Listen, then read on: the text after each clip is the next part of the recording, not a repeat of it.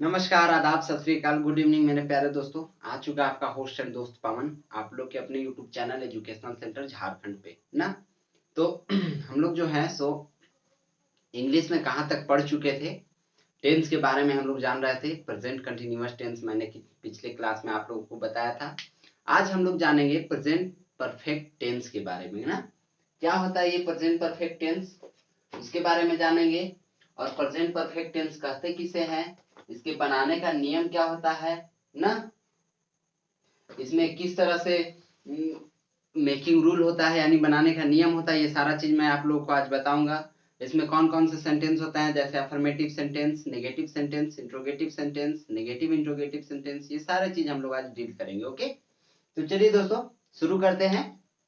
क्या है मेरा टॉपिक, प्रेजेंट परफेक्ट टेंस। क्या है, प्रेजेंट परफेक्ट टेंस ना। आज हम लोग इसके बारे में जानेंगे ये होता क्या है। तो देखिए, प्रेजेंट परफेक्ट टेंस उसे कहते हैं जो वर्तमान समय में संपन्न हुए कार्यों को बोध कराता है ना। जैसे मैंने ये काम कर लिया है ना, यानी मेरा ये काम फिनिश हो चुका है, यानी वर्तमान समय में अभी इस समय में मैंने जो काम कर लिया है उसके बारे में हम लोगों को प्रेजेंट परफेक्ट टेंस में पढ़ा जाता है, बताया जाता है, जाना जाता है इसमें। ठीक है, तो चलिए दोस्तों इसका बनाने का नियम, पहले इसमें क्या क्या सेंटेंस होता है, क्या कैसे होता है, ये सारा चीज जानेंगे। तो पहले ये चीज हम लोग जान लें कि इसके वाक्य के अंत में, क्या इसके वाक्य के अंत में ना, आप लोग लिखते चलिएगा कॉपी में, आप लोगों को सहूलियत होगा, सेंटेंस बनाने में दिक्कत नहीं होगा। ओके, तो क्या लिखेंगे हम लोग, इसके वाक्य के अंत में चुका है ना, चुके हैं, चुकी है,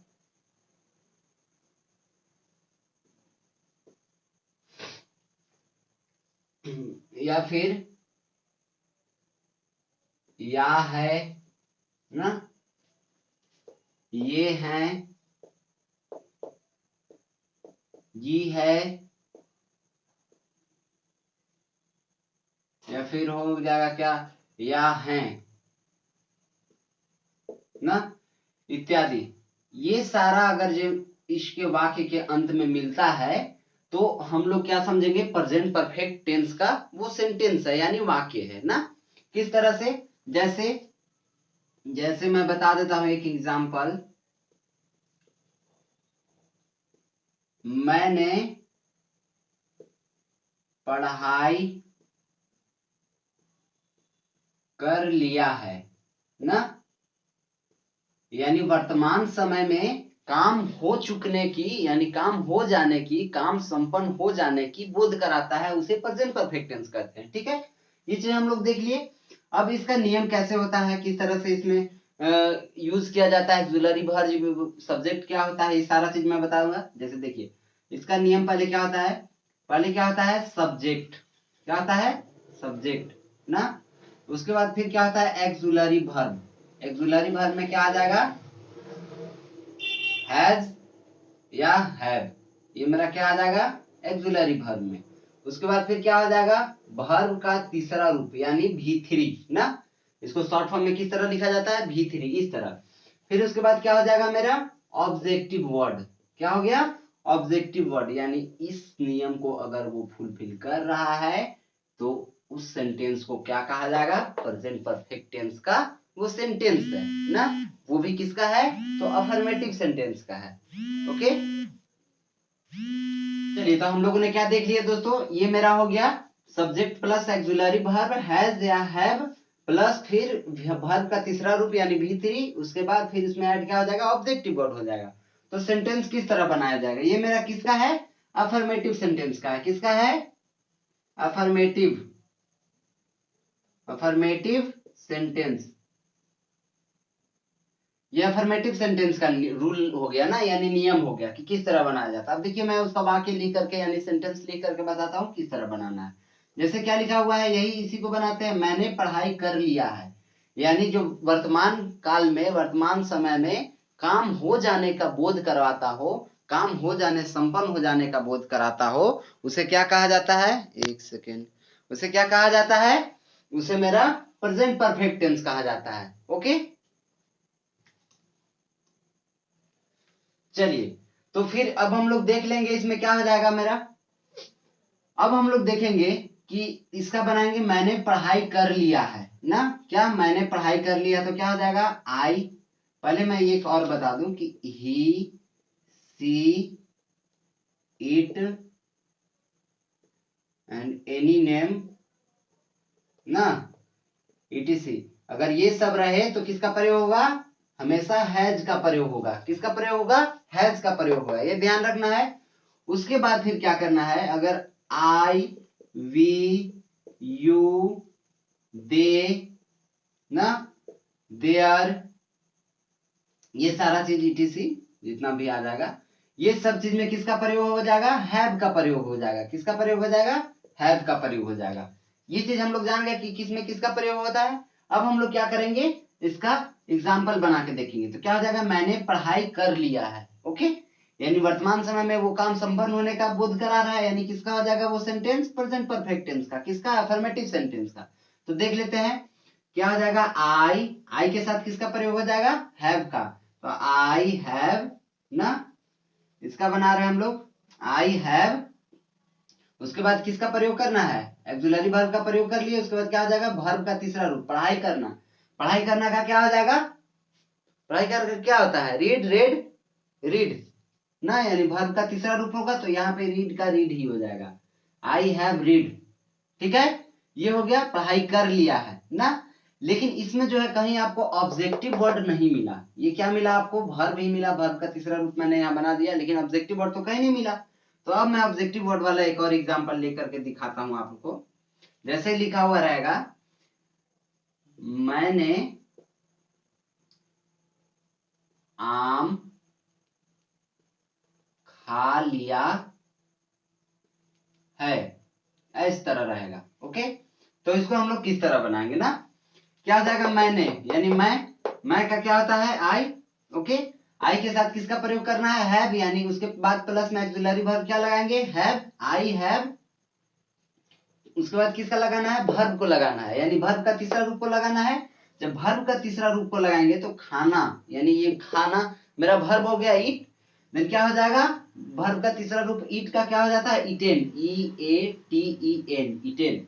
आप लोग ट्रांसलेशन में अगर नहीं आप लोगों को यहाँ पे वर्ब का तीसरा रूप समझ में आता है तो उसका मैं एक अलग से वीडियो बना दूंगा। लेकिन तब तक आप लोग क्या कीजिएगा कि ट्रांसलेशन में, ट्रांसलेशन बुक जो आप लोग के पास है, उसके बुक के लास्ट पेज में आप लोगों को पीछे मुहावरा के पहले वहां पे आप लोगों को वर्ब का पहला रूप, दूसरा रूप, तीसरा रूप, चौथा रूप और पांचवा रूप, पांचों रूप वर्ब का जितना होता है वो सारा लिखा हुआ है ना। Past present, past participle, past, ये सब जितना भी है, ये जितना भी है ना, सारा चीज वहां पे लिखा हुआ है। तो वहां पे आप लोग क्या कीजिएगा, वहां से देख करके बना सकते हैं। लेकिन हो सके तो आप लोग प्रयास कीजिएगा कि याद कर ले इसको। याद करने के बाद आप लोग वो होगा कि, या याद ना करे तो आप लोग बनाते रहिएगा ना। अगर इस एक्सरसाइज को आप लोग बनाते रहिएगा तो अपने आप मुंह से ऑटोमेटिक माइंड में चलते रहेगा, घूमते रहेगा। ज्यादा प्रयास कीजिएगा बनाने का, बनाते रहिएगा तो ज्यादा याद रहेगा। और याद रटने का प्रयास कीजिएगा तो याद नहीं रहेगा, क्योंकि रटंत विद्या कहीं काम नहीं आता है। ठीक है, इसलिए समझ करके पढ़ने का प्रयास कीजिए। ओके, चलिए, तो देखिए क्या हो जाएगा। आई हैव ईटेन, यानी खा लिया है का हो गया ईटेन। उसके बाद क्या हो जाएगा मेरा? Plus objective word. Objective word क्या है यहाँ पे? आम। आम का क्या हो जाएगा? मैंगो। क्या हो गया? मैंगो। तो ये हमने देख लिया किस तरह से, एग्जांपल मैंने आप लोगों को समझा दिया किस तरह से ये होता है अफर्मेटिव सेंटेंस का। अब मैं आप लोगों को बताऊंगा नेगेटिव सेंटेंस के बारे में। ओके, क्या मैं बताऊंगा? नेगेटिव सेंटेंस के बारे में। तो पहले मैं अपना व्हाइट बोर्ड क्लीन कर लेता हूं, उसके बाद आगे बताता हूं। चलिए दोस्तों, तो मैंने बोर्ड क्लीन कर लिया है। अब मैं आप लोगों को नेगेटिव सेंटेंस के बारे में बताऊंगा ना। इसके बारे में, नेगेटिव सेंटेंस, नेगेटिव सेंटेंस के बारे में जानेंगे, उसका नियम क्या होता है, वो सारा चीज जान लेते हैं हम लोग। एक सेकेंड, हम लोग देख लेते हैं नेगेटिव सेंटेंस के बारे में ना। चलिए, तो देखते हैं नेगेटिव सेंटेंस के बारे में क्या होता है। पहले किसका क्या करेंगे? सब्जेक्ट। क्या हो जाएगा? सब्जेक्ट। क्या हो गया? सब्जेक्ट। फिर प्लस एक्सुलरी वर्ब, क्या होगा एक्सुलरी वर्ब। एक्सुलरी वर्ब में हैज या हैव वही रहेगा, ठीक है, क्या रहेगा हैज या हैव। फिर उसके बाद क्या करेंगे प्लस कर देंगे किसका, प्लस फिर क्या करेंगे इसमें नॉट, यानी नेगेटिव सेंटेंस है तो नॉट का प्रयोग करेंगे। फिर उसके बाद क्या हो जाएगा मेरा वर्ब का तीसरा रूप, उसके बाद फिर क्या हो जाएगा मेरा ऑब्जेक्टिव वर्ड। समझ गए क्या हो जाएगा देख लिए ये मेरा क्या है नेगेटिव सेंटेंस। नेगेटिव सेंटेंस में क्या क्या होता है वो सारा चीज मैंने आप लोगों को बता दिया। अब इसमें वही चीज हो जाएगा ही सी इट या एनी नेम के साथ हैज का प्रयोग होता है, और आई वी यू दे के साथ या इट से जितना सारा रहेगा उसके साथ हैव का प्रयोग होता है। ओके चलिए तो इसका सेंटेंस देखते हैं। नेगेटिव सेंटेंस का हम लोग नकारात्मक वाक्य में क्या लिखेंगे, जैसे उसने आम नहीं खाया है। ये मेरा क्या हो जाएगा वर्तमान समय में काम होने का जो है सो बोध करा रहा है, यानी कि उसने आम नहीं खाया है, यानी इस समय में वो आम नहीं खाया है, ठीक है, बोध करा रहा है वर्तमान समय का। तो हम लोग क्या करेंगे इसका, ये किसका सेंटेंस हो गया प्रेजेंट परफेक्ट टेंस का। तब हम लोग देखेंगे उसने का क्या हो जाएगा ही, उसका या उसका ही हो जाएगा यहाँ पे। उसके बाद फिर क्या हो जाएगा ही ही के साथ किसका प्रयोग होता है हैज का। देन क्या हो जाएगा ही हैज नॉट भी लिख सकते हैं हम यहाँ पे, और हैजंट भी लिख सकते हैं। देखो यहाँ पे कैसे करेंगे HASN और ऐसे ऊपर एक पोस्ट यहाँ पे एक कॉमा दे देंगे ऊपर में, ठीक है, और टी लिख सकते हैं हैजंट इस तरह से और इस तरह से, दोनों में से कोई भी लिख सकते हैं, ठीक है। ओके ही हैज नॉट या ही हैजंट, ठीक है, ही हैजंट खाना का क्या हो जाएगा ईट, यहाँ वर्ब का तीसरा रूप उसके बाद यूज करना है नॉट लगाने के बाद, तो क्या हो जाएगा ईट। ईट का तीसरा रूप क्या होता है ईटेन, EATEN ईटेन, और उसके बाद फिर क्या हो जाएगा प्लस मेरा ऑब्जेक्टिव वर्ड, यानी क्या हो जाएगा मैंगो। समझ गए किस तरह से मैंने बनाया, ही हैजंट या हैज नॉट ईटेन मैंगो, यानी उसने आम नहीं खाया है। ओके ये मेरा क्या हो गया नेगेटिव सेंटेंस का वाक्य, मैंने इसको भी बता दिया। उम्मीद है इसमें भी आप लोगों को कहीं कोई दिक्कत नहीं हुआ होगा।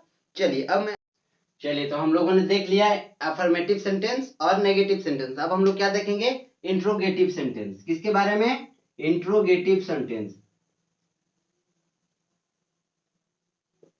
इंट्रोगेटिव सेंटेंस का नियम क्या कहता है वो चीज बताते हैं आप लोगों को ना। जैसे देखिए इंट्रोगेटिव सेंटेंस में हमारा जो भी है यहाँ पे सो क्या हो जाएगा एक्सुलरी वर्ब पहले हो जाएगा, क्या हो जाएगा एक्सुलरी वर्ब। एक्सुलरी वर्ब में क्या था हैज या हैव, ये था मेरा एक्सुलरी वर्ब में यही था। उसके बाद क्या हो जाएगा, उसके बाद मेरा हो जाएगा प्लस सब्जेक्ट, क्या हो जाएगा सब्जेक्ट, फिर प्लस वर्ब का तीसरा रूप। ओके उसके बाद फिर क्या हो जाएगा ऑब्जेक्टिव वर्ड, क्या हो जाएगा ऑब्जेक्टिव वर्ड, फिर प्लस यहाँ पे क्वेश्चन मार्क। ओके देख लिए किस तरह से हो गया मेरा। अब मैं इसका आप लोगों को सेंटेंस लिख करके बताऊंगा ना, क्या बताऊंगा सेंटेंस यानी वाक्य, फिर इंट्रोगेटिव सेंटेंस यानी प्रश्नवाचक वाक्य का वाक्य लिखूंगा। तो यहाँ पे क्या था पहले मेरा उसने आम खाया है, फिर उसके बाद उसने आम नहीं खाया है, और क्या फिर यहाँ लगा सकते हम लोग क्या उसने आम खाया है। ओके यहाँ पे क्या हो जाएगा मेरा प्रश्नवाचक वाक्य, ठीक है। तो क्या यहाँ पे किस तरह से बनेगा, तो हम लोगों को पहले क्या लगाना था एक्सुलरी वर्ब। एक्सुलरी वर्ब उसने यानी ही है, ही के साथ किसका प्रयोग होता है हैज का। तो क्या हो जाएगा यहाँ पे मेरा हैज, उसके बाद ही ना हैज ही, उसके बाद किसका प्रयोग करना है सब्जेक्ट का प्रयोग कर लिया हम लोग उसने यहाँ पे जो उसका या वह जो है या उसने जो है ये मेरा क्या हो जाएगा मेरा सब्जेक्ट हो जाएगा ना। उसके बाद फिर क्या लगाना है वर्ब का तीसरा रूप, यानी वर्ब को हम लोग लिखेंगे वर्ब इसमें क्या है खाना, तो ईट होता है, ईट का तीसरा रूप क्या होता है ईटेन, EATEN ईटेन। उसके बाद फिर क्या लगाना है हम लोगों को ऑब्जेक्टिव वर्ड। ऑब्जेक्टिव वर्ड इसमें क्या है आम, तो ईटेन के बाद क्या हो जाएगा मैंगो, क्या हो गया मैंगो, और उसके बाद फिर क्या लगा देंगे हम लोग प्रश्नवाचक वाक्य। ओके समझ गए दोस्तों किस तरह से हो गया मेरा, ये सारा क्लियर मैंने आप लोगों को करवा दिया प्रेजेंट परफेक्ट टेंस का affirmative sentence, negative sentence, interrogative sentence, ये तीनों मैंने क्लियर करवा दिया। इससे जितना भी वाक्य बनता है सारा आप लोग बनाइए, इंग्लिश टू हिंदी ट्रांसलेट कीजिए, हिंदी टू इंग्लिश ट्रांसलेट कीजिए। और आपके बुक में जितना भी एक्सरसाइज जो दिया हुआ है, जैसे अफर्मेटिव सेंटेंस का एक अलग एक्सरसाइज दिया हुआ है, इंट्रोगेटिव नेगेटिव सेंटेंस का एक अलग एक्सरसाइज दिया हुआ है, इंट्रोगेटिव सेंटेंस का एक अलग एक्सरसाइज दिया हुआ है, तो वो तीनों आप लोग कंप्लीट कीजिए, ताकि कहीं भी कंफ्यूजन हो तो मुझसे आप लोग अगले क्लास में कमेंट सेक्शन में आप लोग पूछ सकते हैं। ओके, चलिए दोस्तों, तो फिर मिलेंगे कल नेक्स्ट क्लास में आप लोग के साथ, नेक्स्ट वीडियो में। तब तक के लिए एकदम मन लगा के पढ़ते रहिए, बड़ों को सम्मान दीजिए, छोटों को प्यार दीजिए, और अपना व्यक्तित्व इस तरह विकसित कीजिए कि महिलाएं आप लोग के साथ सुरक्षित महसूस करें। ओके, तब तक के लिए बाय बाय, टेक केयर, जय हिंद।